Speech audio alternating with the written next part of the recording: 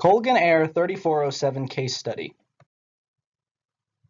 On February 12th of 2009 at 10:17 p.m., a Bombardier DHC 8-400 stalled on approach to Buffalo Niagara International Airport. Both pilots, 2 flight attendants, and 45 passengers were killed along with 1 person on the ground. The airplane was completely destroyed on impact and in the resulting fire on the ground.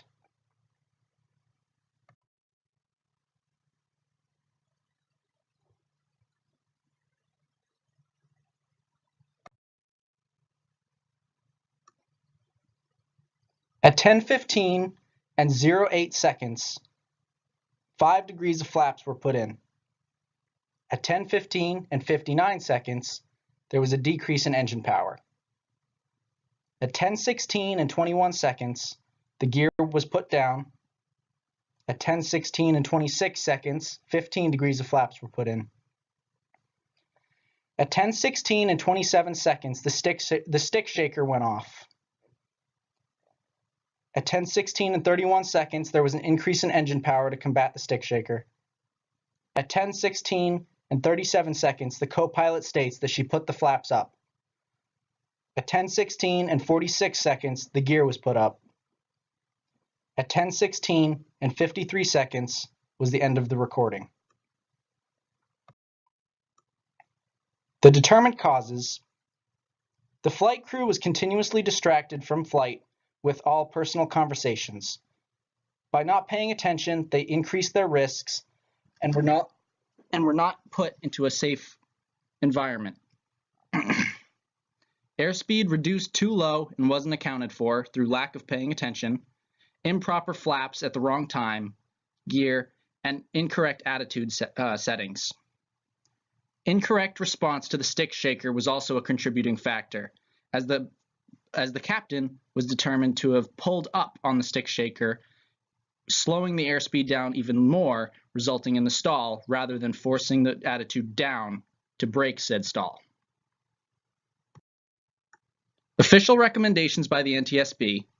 The NTSB recommended to add more recurrent training and address issues in flight behavior before they develop. To go into more detail on this, in order for pilots to become proficient, they have to overcome current check rides and recurrent training every 6 months.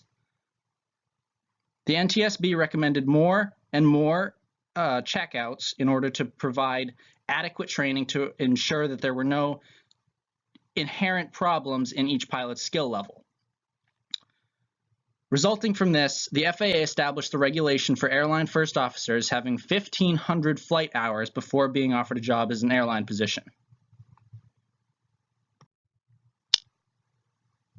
I interviewed a flight instructor, Kevin Smith, in order to ask him what his thoughts on certain parts of this situation are. My first question: is it possible that in today's training we are overcautious in some way, resulting in pilots not being fully prepared to combat an actual situation that could result in an accident?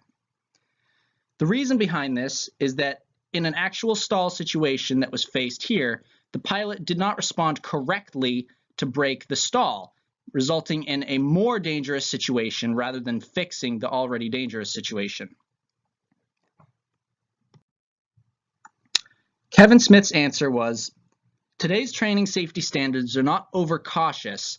They're teaching the student to consider all factors, such as weather minimums, for example. Learning begins in training, and the law of primacy holds that what is learned first is best remembered. If students learn to be cautious, then it will follow through with them throughout their life and career. My second question: is there any type of training that we can develop in order to combat complacency in the cockpit over extended amounts of time? By doing the same thing over and over again, you become complacent because you feel like nothing could go wrong. This is a hazardous attitude. His answer: pilots can become complacent by allowing habits and expectations to influence their responses. Taking concrete steps to direct attention, methodically verify the status of a checklist, remain vigilant, and never respond out of habit when running through a checklist. For every call-out, there should be a corresponding indication or setting. Train yourself to direct your attention to the indicator or display long enough to be sure of what the indicator is telling you every time. Physically touching a control or pointing to an indicator can be helpful as well. My third question: the pilots in the Colgan Air 3407 accident were both highly trained with thousands of flight hours when their accident occurred.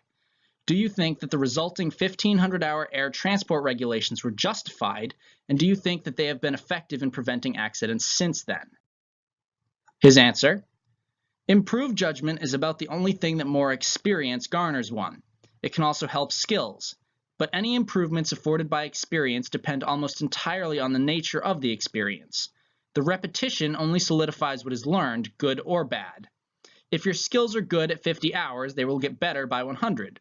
Somewhat better yet at 300 hours, and maybe a pinch better at 500 hours. And then the curve begins to flatten at best, or more likely and typical, inflect, especially when those hours beyond 500 narcotically melt into the same hour repeated thousands of times over and over.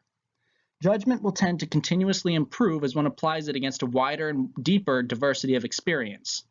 Those harboring deep-seated hazardous attitudes will have a much harder time, but with enough valuable experience, even those folk can improve. To analyze further, he basically states that by repeating the same hours over and over again and not providing variety in your experience, you're not helping yourself get better. So if you repeat something that you learned incorrectly, which is what could have happened in the captain's training in Colgan Air 3407's incident or accident, he could have incidentally trained himself to do the incorrect thing when a dangerous situation arises, thus resulting in an accident. For my personal recommendations based on what happened, based on the information present, it seems as though just increasing minimum hour and training requirements is not an efficient way of gauging a pilot's skills. It should be more important to evaluate the variety of the pilot's experience rather than the quantity. The old saying, quality over quantity, applies here. Training is good and building a strong foundation is important, but being able to display typical real-life experience is much more crucial.